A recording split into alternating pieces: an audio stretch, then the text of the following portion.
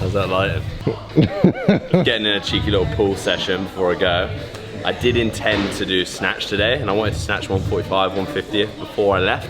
However, those front squats took it out of me yesterday, and the next best thing to doing the full snatch is doing pulls for me. So I'm still getting a feel for that weight, and I'll save it for Friday with Clarence. Doing pulls with baggy boxers on and flappy shorts ain't ideal.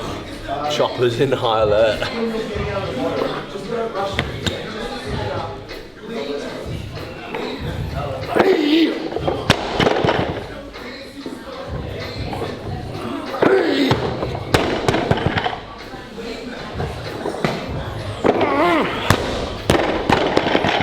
Alright, go do your superset. Yeah, cool. That's it, we're done. Talk me through the benefits of that for the snatch pulls, mate. So obviously, having good abs makes you look better when you're snatching, when you stand up. Especially under great downlighting too, eh? Yeah, exactly. Get my shirt off in a few days, so I need to be... How much did it cost you to install those lights? Dean did it for me. Paid double membership. Welcome to the chaos. I don't know how you pack for London weather and Bali weather. I've got 2 large suitcases, but how do you pack for... Just filled one of them up with light. The first thing he did, he's like, I've started packing. I'm like, babe, you've put a bag in a bag. Undies? Okay, that's half a bag. How many pairs of shoes are you planning on bringing? Mate, a lot. I want at least 10 pairs because they all need to slot in and work with the outfit that I want to bring. Well, I think I just got to go through this periodically. I'm not being funny, like this is all well and good, but you actually do need to pack now. We're off on a jet plane, mate. Yeah, mate, I'm still pretty nervous, but I'm looking forward to just getting back and getting amongst it. First seminar is going to be a little bit nerve-wracking, and then I'll catch my flow, keep my body in one piece, and hopefully throw some big weights and put on a good show for everyone. Talk me through the outfit. Are you going to get any spills in that white shirt? Bravo, I tell you what, this safari jacket, people might be taking the piss right now, but you know when you go through security and you're like that, pulling everything out your pocket. Me, ample pockets. You like? You've been stopped every single time. Man, I'm not surprised at the fucking walking around the Christmas tree. It's the dustiest security system ever. But anyway, we're going to London.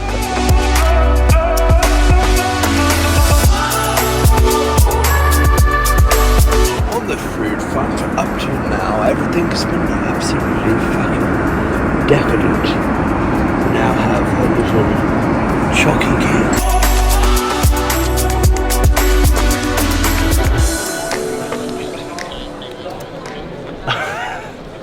Alright bro, you come in and have a wee and then we'll go. Did you need a wee? Yeah, he needs to come in for a wee. Oh, not excited to see you then.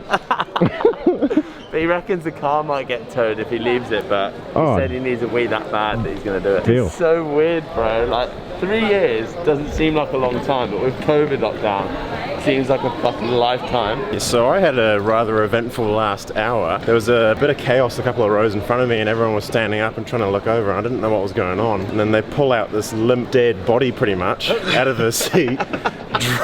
Drag her out literally to my feet, and then go on the intercom. All the air hostesses are absolutely skitzing and ask, is there any doctors on the plane? This lady was literally not moving. The last 30 minutes of that flight, managed to bring her back to life.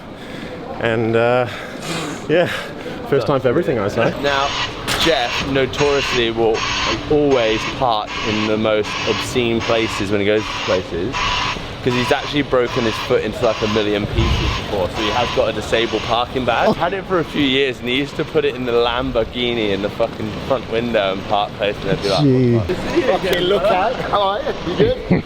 yeah, good man. Disabled badges don't work when you think. Yeah, I paid the fine.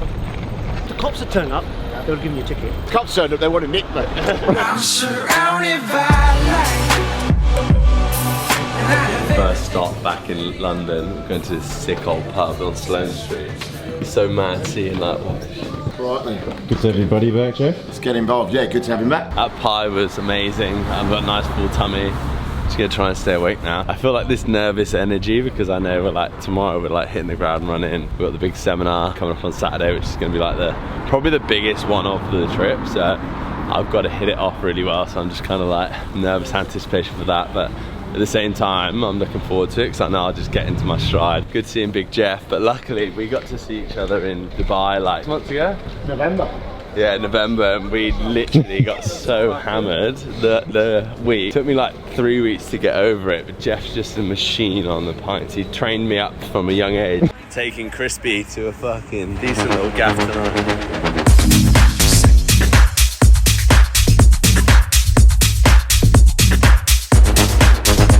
You can do it!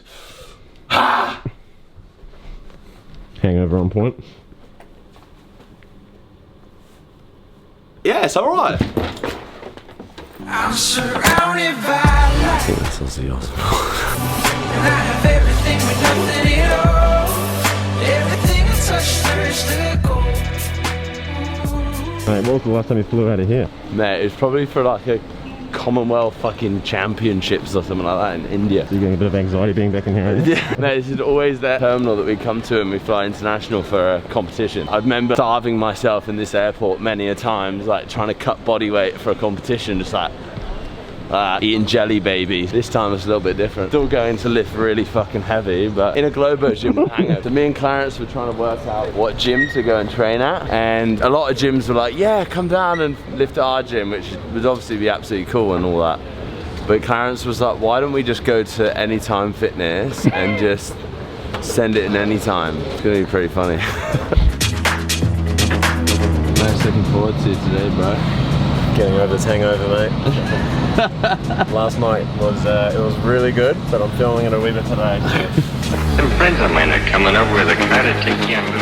3, 2, 1. Give me your best Irish accent. Potato! Potato. Is that all you got? Come on. I don't know. I think we're going to go find a leprechaun. We've got like 2 hours till we're training with Clarence. We don't know what the hell we're doing in Belfast until then. But there is a Greg's over there, so I might treat Callum to a saucy roll. Where did you boys meet each other? That was probably the first time. No, it was in Israel. Israel. Yeah, the competition. Remember? Yeah, we've done a few competitions back in the day. I remember that competition. You lifted at like 6 in the morning or something like that. Yeah, probably. The worst one was at World Championships. Was like at 6 a.m. Just only the cleaner in the crowd, hoovering the stands up, turning the hoover off while I lifted in the D group, and then flicked it back on and carried on hoovering. I even finished my competition and made it back to the hotel before breakfast finished. It was horrific. So you did that competition, Israel, the one in Estonia, and that was it then? There was only 2 international competitions. Yeah. Why did you stop doing them? The comps back then? I watched my anti-doping video. That'll explain it. Because back then you were doing like about 145, weren't you? 150. I was doing more before that. I actually got weaker leading up to that competition because I was injured, but in training, like a year before that, I was doing, I did 155, 195. Yeah. You were putting out all those training videos and everyone was like, who the fuck is this guy? Yeah. Training, what was that? It was the squat videos mainly. It wasn't Olympic lifting videos. Yeah, everyone just loves the squat videos. Yeah. Like the first video that blew up was the 256 squat. Well, yeah. What was where was that place that you were training in though? That was like in like a dungeon in like a bowling club or something. Oh, that was just like a Gaelic football club gym that was just like down the road from my house. Yeah. I just asked them, oh, could I put a platform in this gym and bring my own weights? And they're like, okay. Yeah, that was sick. Yeah. Sick little spot that was. People have asked me before, it's like, oh, why'd you stop competing? And I've always said like, oh, it's an essay of an answer to answer that question. So that's why I needed to make that video. It's like 35 minutes long to answer the question of why I don't compete. Yeah, but then also I think there's obviously so many weightlifters that take drugs, but then they don't say that they take drugs, or like no one knows. So then people don't. Like, I know no one's naive to it, but like people don't know either way whether they're doing that naturally, so that they should be lifting that naturally or not, you know. But this is why the thing for me and like my stance on my doping situation. If I was taking drugs, I would have said that, yeah, I'm taking drugs, so I tried to take drugs and I got caught. But it's even now, like I could take drugs if I want to, I don't. You know what I mean? I just train for fun. But people are gonna think you do it even if you don't do it, and vice versa, so you're fucking screwed either way. Yeah, like the top like lifters in the IPF, like everyone thinks they're using drugs. You know? Yeah. So But that's just the sport that we live in. But I think it's the same anywhere in the fitness industry. There's so many people that take performance enhancing drugs and then don't talk about it. So it gives people a false sense of illusion of what's like achievable without drugs or with drugs. Whereas like, that's why like, I think you probably got a lot of respect for doing that video, because you were honest about, you know, what you were doing, so people actually know, whereas a lot of people don't, so they just think that that's attainable without it, you know. But how much would you say it made a difference to your lifting, like within like the first year or so? How quickly did it go from like where you were, like you said, 155 to... Oh, using creatine? Yeah. Oh, yeah. Really. When I started using creatine,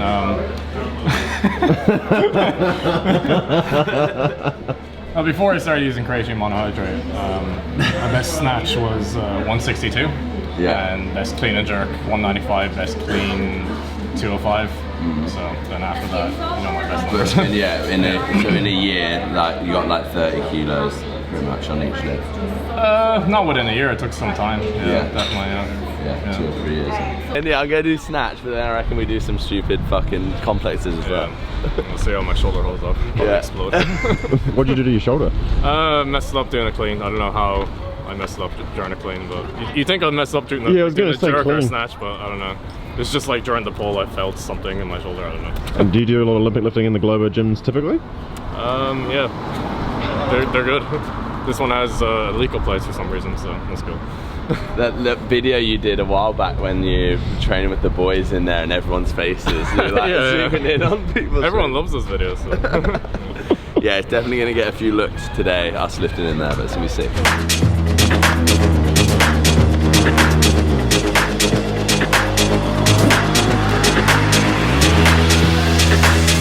I'm very impressed by that. That's incredible. Coming up with a karate kick.